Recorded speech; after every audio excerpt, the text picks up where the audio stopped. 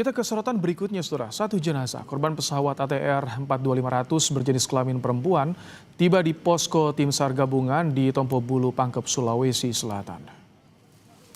Korban ditemukan berjarak kurang lebih 500 meter dari puncak Gunung Bulu Saraung, berhasil dibawa turun ke posko tim SAR. Tim SAR harus bekerja ekstra di tengah kondisi jalanan yang licin saat hujan. Setibanya di posko, jenazah langsung diperiksa tim DVI.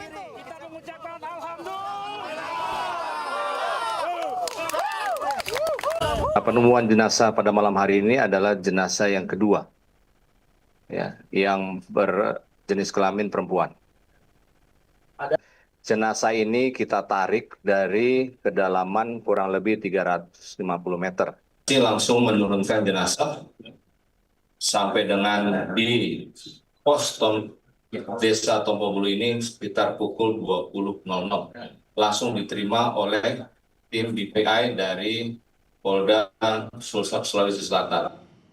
Sementara itu korban pesawat ATR 42500 yang pertama kali ditemukan tim SAR gabungan telah dievakuasi dan tiba di kampung terdekat dari Gunung Bulu Saraung.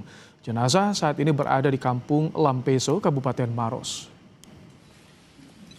Meski telah tiba di wilayah Maros, posisi jenazah masih berada jauh dari akses jalan raya terdekat. Evakuasi lanjutan harus dilakukan dengan metode estafet menggunakan tandu. Proses ini diperkirakan membutuhkan waktu beberapa jam ke depan. Medan terjal dan kondisi cuaca yang tidak stabil masih menjadi kendala utama dalam proses evakuasi. Jenazah akan dibawa ke Makassar untuk proses identifikasi lanjutan. Dari pinggir jalan raya itu masih harus ditempuh kurang lebih 8 jam jalan kaki.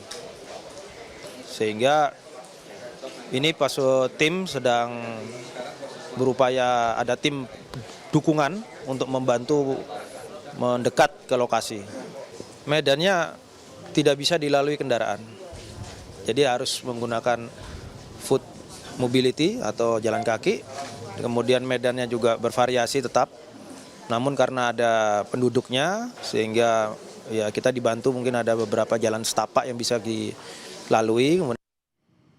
Saudara, Basarnas menyatakan pergerakan smartwatch milik co-pilot pesawat ATR 42500 usai kecelakaan merupakan rekaman beberapa bulan lalu.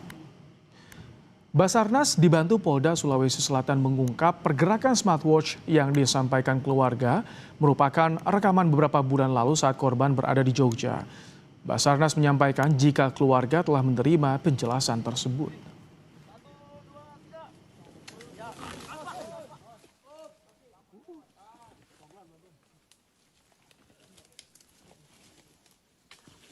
Terus HP-nya sekarang udah dipegang sama adik saya. Nah, HP dia itu terhubung ke smartwatch-nya. Terus dicek smartwatch-nya itu ternyata ada pergerakan langkah kaki Farhan. Dari pagi jam 6 ada berapa langkah, terus ditambah lagi jam 10 sampai malam juga ada.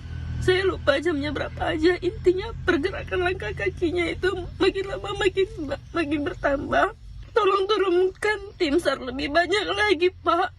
Yang nantinya semua barang yang berhubungan dengan perlengkapan pribadi akan kita serahkan kepada keluarganya. Kalau memang korban dinyatakan meninggal dunia. Tapi mohon doanya bahwa kita masih bermain di golden time. Kita berupaya dengan situasi yang ada, kita ingin menemukan korban dalam kondisi hidup. Tantangan saat ini yang kita hadapi yaitu kondisi alam.